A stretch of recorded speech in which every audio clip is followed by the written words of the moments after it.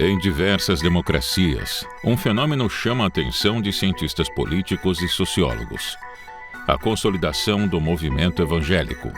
Um eleitorado coeso, capaz de definir os rumos de eleições presidenciais e de fazer reformas legislativas profundas. O crescimento exponencial desse grupo religioso alterou de forma definitiva o equilíbrio de poder em vários países. Conforme documentado pelo historiador Mark Noll em suas obras sobre o protestantismo americano, o evangelicalismo moderno surgiu como uma resposta à modernidade e ao liberalismo teológico do século XIX.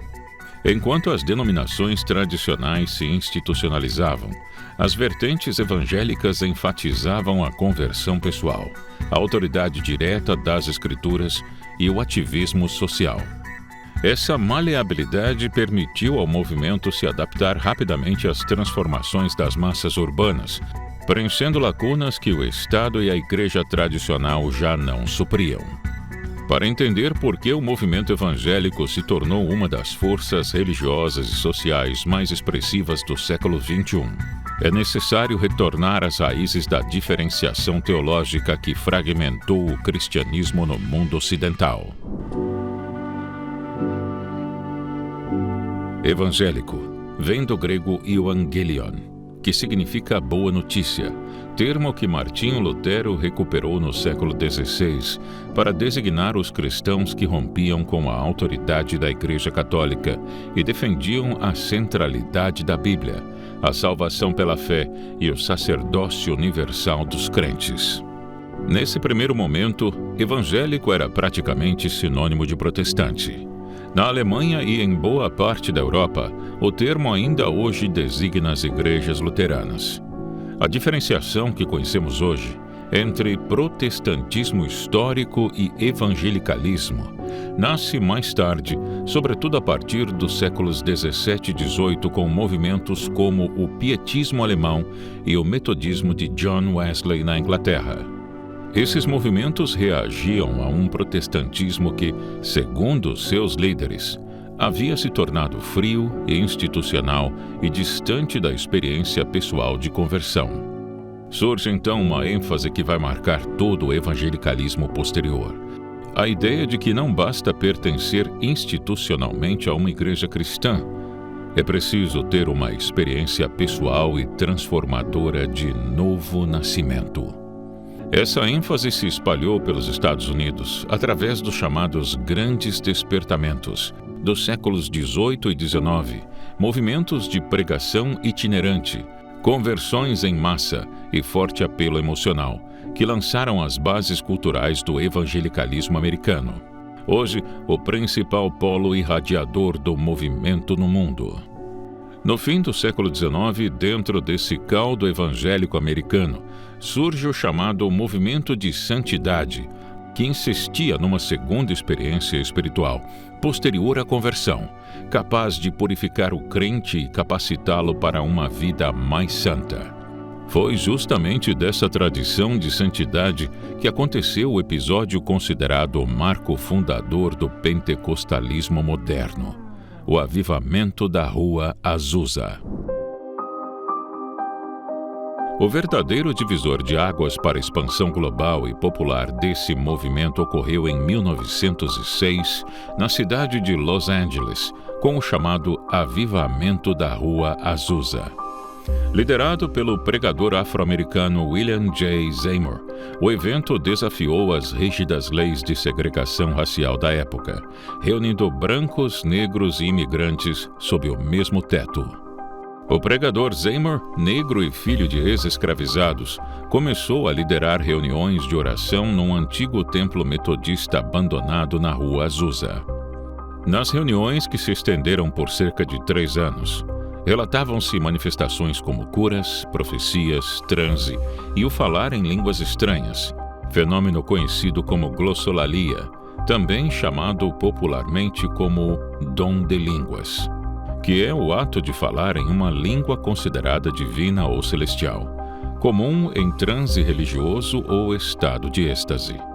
Significa para muitos evangélicos uma manifestação do Espírito Santo. O grande diferencial do movimento foi a capacidade de reunir em um mesmo ambiente brancos, negros, latinos, homens e mulheres para orar juntos. Em um tempo de segregação racial extrema nos Estados Unidos, esse fato era notável porque rompia radicalmente com as convenções sociais da época. Esse caráter racialmente e socialmente inclusivo, somado à ênfase na experiência direta e emocional do sagrado, fez da Rua Azusa um fenômeno que atraiu visitantes de todo o país e do exterior, que depois voltaram para seus lugares de origem fundando novas igrejas. É por isso que praticamente todas as grandes denominações pentecostais do mundo, Assembleias de Deus, Igreja do Evangelho Quadrangular, Church of God in Christ, entre tantas outras, remontam direta ou indiretamente àquele avivamento da Rua Azusa. Especialistas em pentecostalismo, como o teólogo e acadêmico britânico Alan Anderson, apontam que o episódio descentralizou a liderança clerical, permitindo que qualquer indivíduo se tornasse um agente de difusão da fé.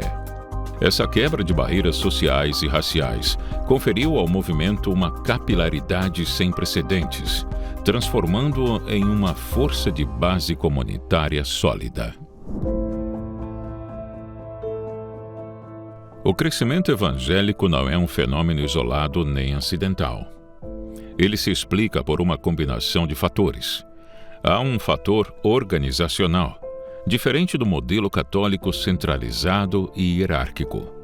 O modelo evangélico é altamente descentralizado, o que permite a multiplicação rápida de igrejas, adaptação a contextos locais e liderança leiga, sem depender de longos processos de formação institucional. Qualquer pequena comunidade pode se tornar uma nova igreja. Segundo o professor Andrew Chestnut, especialista em religião latino-americana da Virginia Commonwealth University, há um fator experiencial que explica o crescimento. O evangelicalismo, especialmente em sua vertente pentecostal, oferece uma religiosidade emocional, corporal, participativa, com cânticos, testemunhos, curas, línguas, que contrasta com liturgias mais formais e distantes, e que dialoga fortemente com culturas populares em países da América Latina, África e Ásia. Há também um fator social. Em contextos de pobreza, desemprego, violência urbana e fragilidade das redes de proteção social, igrejas evangélicas frequentemente funcionam como redes de apoio mútuo, oferecendo pertencimento comunitário, ajuda material, tratamento para dependência química e reconstrução de vínculos familiares, suprindo em muitos casos a ausência do próprio Estado. Por fim, há um fator geográfico e demográfico.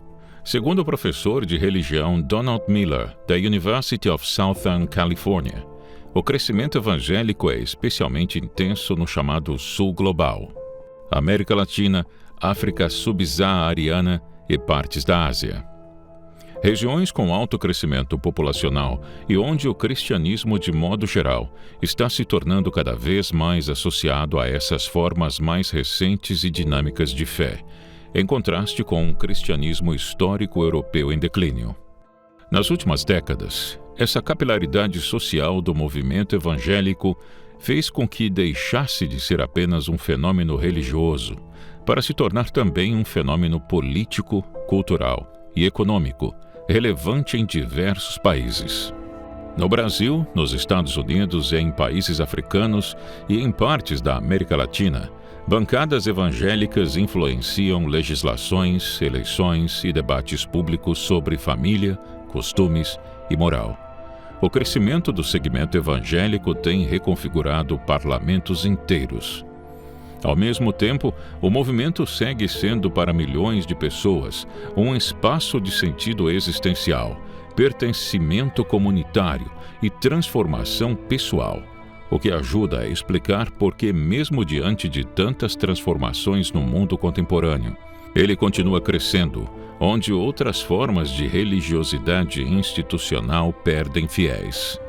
Cientistas políticos apontam que a transição de uma postura historicamente apolítica para um engajamento institucional direto, transformou esse grupo em um ator crucial na defesa de pautas morais, econômicas e até mesmo na própria sustentação de governos.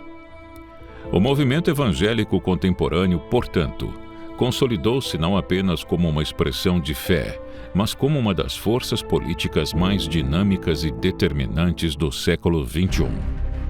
É esse o fenômeno que a Brasil Paralelo investigou no seu novo documentário original, que estreia gratuitamente aqui mesmo no YouTube no dia 8 de julho. Clique no link na descrição ou escaneie o QR Code na tela para garantir seu lugar na estreia exclusiva. Mas atenção, será uma exibição única. Cadastre-se e não perca essa oportunidade. O Brasil Evangélico, o novo documentário da Brasil Paralelo, foi disponibilizado de forma gratuita para que essa história chegasse ao maior número possível de pessoas. Isso só foi possível graças ao apoio dos nossos assinantes. É por isso que preparamos uma condição especial para você que deseja apoiar o trabalho da BP e ter acesso aos nossos conteúdos exclusivos. Ao se tornar membro da BP hoje, você libera agora mesmo todos os originais BP. São mais de 100 produções como Brasil, A Última Cruzada, a série mais aclamada da Brasil Paralelo, onde resgatamos a verdadeira história do nosso país, muito mais gloriosa do que a escola nos ensinou. E Oficina do Diabo, o primeiro filme produzido pela BP, onde um jovem diabo recebe lições sobre como condenar uma alma ao inferno.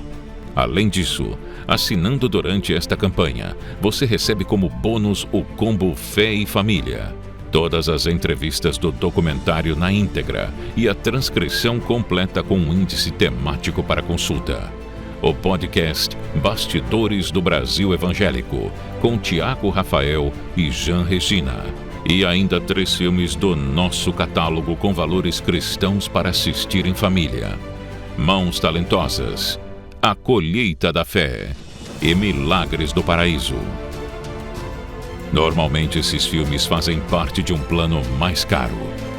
Mas assinando agora, você leva tudo isso por apenas R$ 10,90 por mês no plano anual. Mas atenção, o combo Fé e Família está disponível por tempo limitado, liberado somente para quem assinar durante a campanha do Brasil Evangélico. Então, não fique de fora. Toque no botão abaixo e torne-se membro da Brasil Paralelo. Apoie nosso trabalho e acesse os conteúdos exclusivos. Nós contamos com você. Muito obrigado e até breve.